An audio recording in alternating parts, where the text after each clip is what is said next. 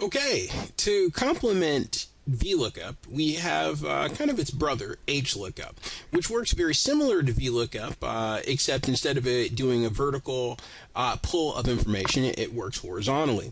So let's go ahead and jump right into HLOOKUP. It's pretty easy if you've already mastered VLOOKUP. You just have to wrap your mind around, instead of working down something vertically with a vertical lookup table, you have something horizontal that's going to go across with a horizontal lookup table. So here's what we've got in this particular scenario. We've got quarter 1, 2, 3, and 4. And we have some different things that you would, or debts or earnings, earnings that would happen on a golf course. So you earn money on rental fees, lessons, pro shop sales, and golf cart rentals. So what we want to do is set something up that would allow anybody, even an Excel layman, to literally type in a quarter, for example, quarter 1, and then have it automatically populate these orange boxes over here on the amount sold. So now if you think about it, if you think about how VLOOKUP works, if we just took this table and flipped it on its side, right, and we had quarter 1, 2, 3, and 4 going down, that could work. But sometimes that's just not business conducive. It doesn't work for the type of format that you're working with, and instead of working things vertically, we end up having to work things horizontally. So let's go ahead and take a look at HLOOKUP and how it works. Now this is definitely something that'll give you a little bit of practice. If you don't want to use the fill handle, you can just do this step 4 times. Okay, so I'm going to go ahead and start off with putting my selector cell in cell D11. And I'm going to start off by using the equals key, as we always do when we're writing Excel functions or formulas. And then I'm going to go into my HLOOKUP. Now, if I start typing HLOOK, it will start writing that function for me, and I know that shortcut, right? If I hit tab, it's going to automatically fill that in for me. It's going to start writing the function a little bit for me. So the first thing it's going to ask me for, it's going to say, hey, well, where is your lookup value? What am I evaluating? We are evaluating whatever is in cell B11. Now this is pretty handy because what this is doing is if we change it from quarter 1 to quarter 2, it's going to automatically make that change. So we're going to go ahead and do that. And we're going to say we're evaluating what's in cell B11.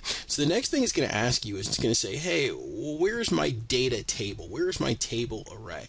Well, my data table in this case is here. Okay, that's already been given to you. So unlike the VLOOKUP scenario where we actually had to go through and make our lookup table, in this particular scenario we have a lookup table. And I'm going to go ahead and lock that in.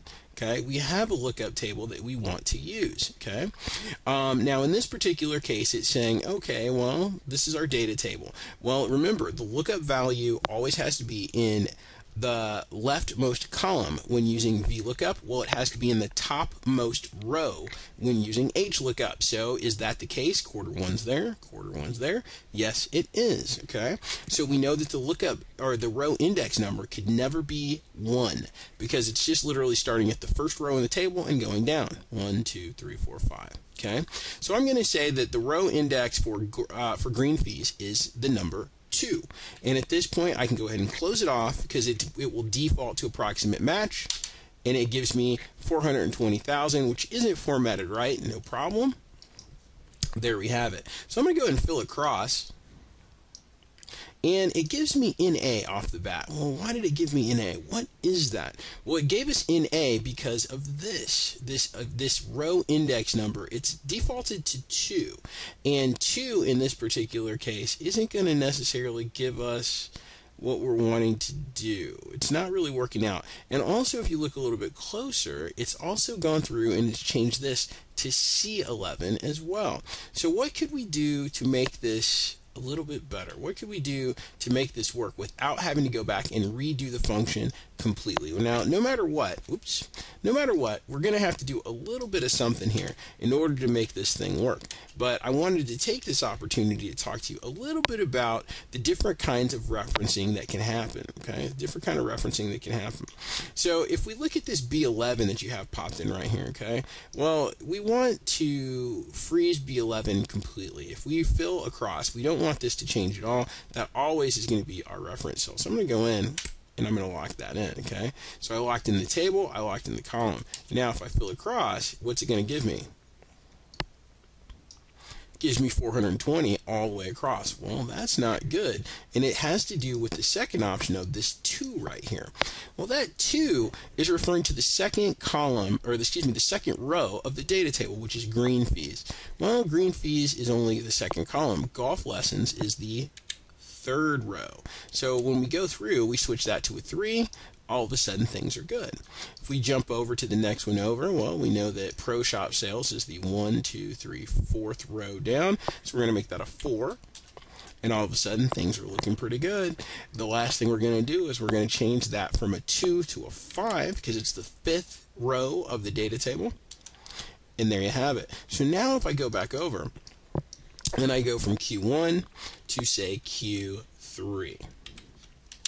All of a sudden my entire data set updates. Look at that, 227,000, 6190, 35,200, and 492,538. Everything works. We've got a living, breathing, thinking thing, and not every person knows how HLOOKUP works. But most people can figure out that if they want to go through and plug in Q4 here, everything's going to update. So with that, if you want to follow along or if you want to practice, this is available for you online. And I will see you next time when we come back with, looks like data validation.